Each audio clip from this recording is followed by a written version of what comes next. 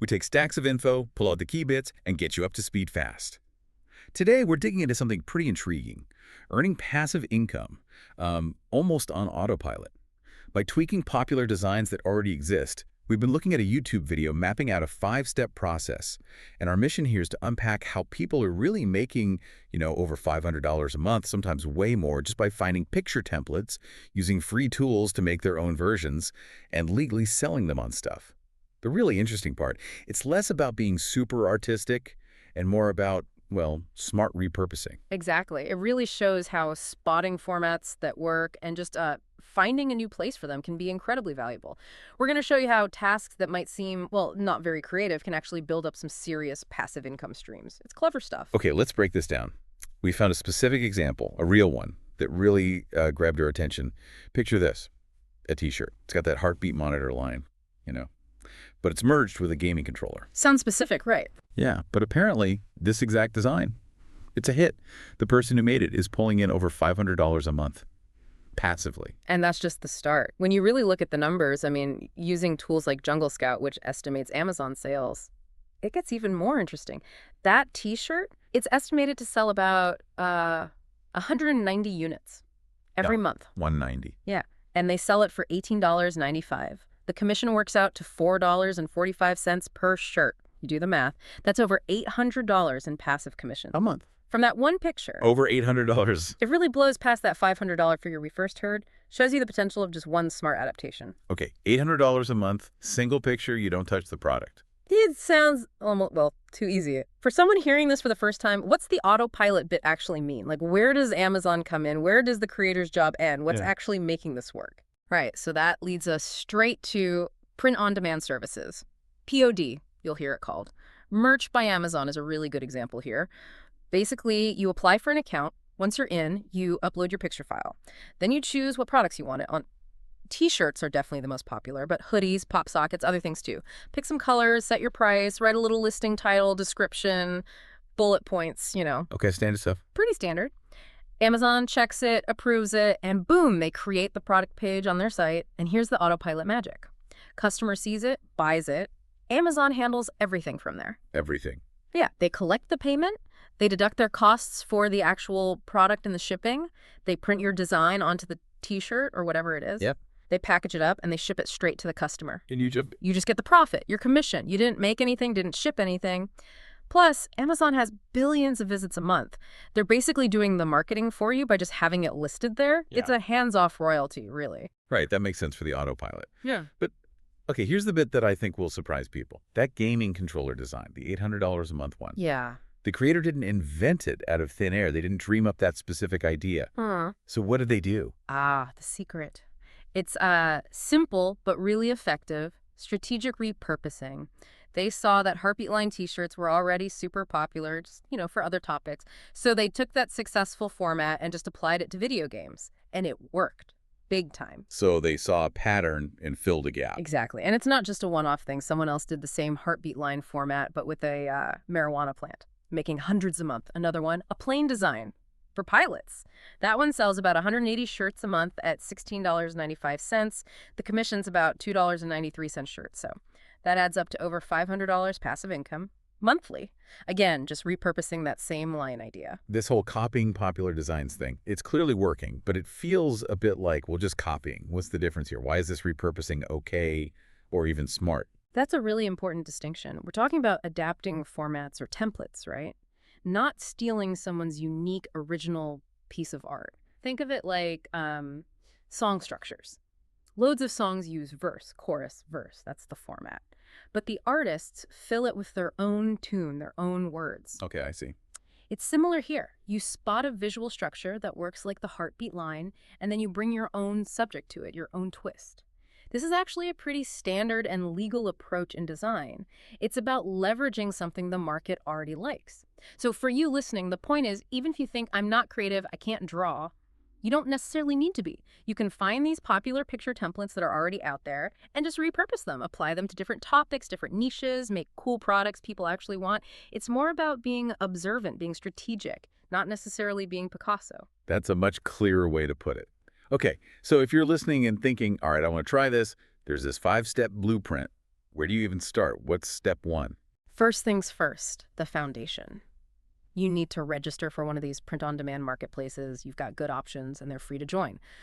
Merch by Amazon is definitely a strong contender. They take people from over 200 countries. The only catch is you have to apply, and they don't accept everyone. But, there are tons of tutorials online showing how to improve your chances. Okay, so Amazon's one. What else? Then there's Redbubble. Big difference here. No application needed. Everyone gets accepted automatically. It's a dedicated POD site. Loads of partner factories worldwide, huge range of products, gets tens of millions of visits a month, lots of people earning passively there. And Etsy's another really popular one. You see those heartbeat shirts selling well there too. And again, you can find free guides on setting up an Etsy POD store. Right, so you get your account set up on one of those platforms. What's next? How do you figure out what to adapt? Good question. That's step 2. Pick a popular picture style to, copy or adapt. The heartbeat tee is just one example, right? There are loads of these proven visual templates like retro sunset t-shirts. You've probably seen them. They combine that sunset graphic, a silhouette, some retro text, maybe a distressed look. So a funny one for husbands using that style sells about 100 shirts a month. Yeah. Or another popular one is dictionary entries. People create funny, kind of sarcastic definitions for niche topics. There was one about bacon and barbecue, sold about 80 shirts in a month. The best way to find these, honestly, just go to Amazon or Redbubble or Etsy and browse the best-selling t-shirts, look at the ones with high ratings. You'll start seeing patterns pretty quickly, recurring styles that people are clearly adapting for different subjects. Okay, so you browse, you spot a popular style like the heartbeat line or the retro sunset. Yeah. What's the crucial bit? You mentioned finding your angle. Step 3, picking an untapped niche customer and topic. What exactly does untapped niche mean here? Okay, so a niche is just a specific group, right? Like people who love bass fishing or people who are obsessed with knitting. Untapped means that for the specific design style you've chosen, there aren't many or maybe any options for that particular group. Even if the format itself is popular elsewhere, this is where you need to do a bit of homework. Don't just make another plain heartbeat t-shirt if there are already loads. You search. Like, try searching heartbeat line t-shirt for basketball lovers. Probably find some. Soccer. Yep, likely done. But the source video mentioned searching for heartbeat coach t-shirts. And guess what? Nothing came up. Oh, okay. That's a huge find because we know coaches are a popular group for gifts. You see other types of shirts for coaches like those dictionary ones. So if you find that gap, you could be the only person selling that specific design for that promising niche. No competitors. That's really powerful. That coach example is great. It makes me think how specific people get. Like, my friend collects anything about old vinyl records. Finding gifts for that is hard. You're saying this strategy works even for those really specific passions. Absolutely. Often the more specific, the better, provided there's actually an audience for it, Yeah. So now you've got your popular style, you've got your untapped niche. Step 4 is actually making the thing. And the tool of choice here is Canva, using their drag and drop graphics. I know a lot of people use that. Is this something you need the paid version for, Canva Pro? Yeah. Or can you do it with the free one? Canva's a real game changer, especially if you're not an artist. Now, Canva Pro, it's about, $12.99 a month? It definitely gives you access to way more graphics and cool features. But honestly, you can get started and do a lot of this with the free version, or definitely using their 30-day free trial to test it out. It's super user-friendly. It comes packed with graphics, drawings, shapes already built in. The really crucial thing, though, is the licensing. Canva lets you use their graphics for resale if you modify them, or importantly, combine multiple elements. So you can't just take, say, a graphic of a whistle and sell it on a shirt by itself, but you can take that whistle graphic and combine it with the heart monitor line graphics to make your unique coach heartbeat design. That's allowed. Gotcha. Modifier combined. Exactly. So the process is basically finding the pre-installed Canva graphics that match the popular template you chose, and then just dragging and dropping them to recreate your version for your specific untapped niche. Okay, makes sense. So you create that first design, say the Heartbeat Coach one. What's the secret then to really scaling up the income, getting those bigger numbers? Right. That's the final piece. Step 5. Repurpose your own pictures now for new niche customers and topics. This is how you really multiply your potential earnings. Think about that coach example again. A coach isn't just a coach, right? There are basketball coaches, football coaches, track coaches, softball coaches, loads of them. Yeah, true. People like stuff specific to their sport. Exactly. Customers often want that specific theme. So once you've made that basic coach template in Canva, the heartbeat line, plus a generic coaching symbol like a whistle, it's incredibly easy to just swap out that one graphic, change the whistle to a little stopwatch. Boom, now it's a track coach t-shirt. Change it to a baseball bat. Baseball coach. This means you can super quickly create versions for lots and lots of different specific niches. You're scaling your product line without having to redesign everything from scratch. More niches, more potential sales, more profit.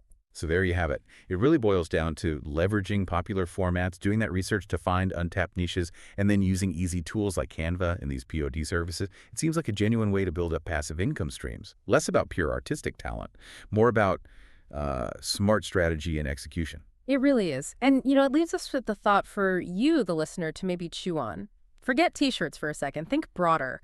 What other successful formats or structures are out there in your work, maybe? Or as different parts of your life? Could any of those be, cleverly adapted, applied to a totally new context to maybe unlock some surprising value or efficiency for you? Something to consider until our next deep dive.